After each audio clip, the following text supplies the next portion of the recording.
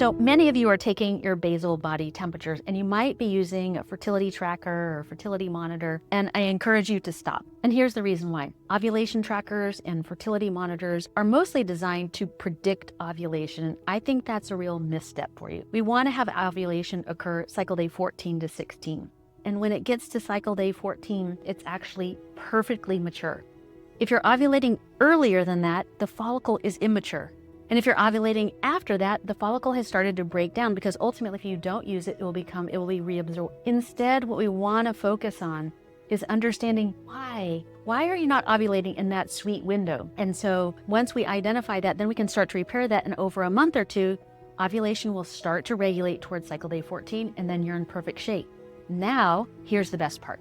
You never have to use an OPK again, because once you get that 28 to 32 day cycle, all you're going to do is have sex cycle day 11, 13, 15, and 17, and you will have spread sperm across 10 straight days, and it's impossible to miss the fertile window. You'll save a ton of money, and more importantly, a lot of stress, because the most common DM that I get is pictures of monitor data. You're like, what does this mean, and what do I do? In the Conceivable app, what I want you to do is, you want to know that, you go to the Analyze button, you hit that, and it'll give you a full analysis of all of your data.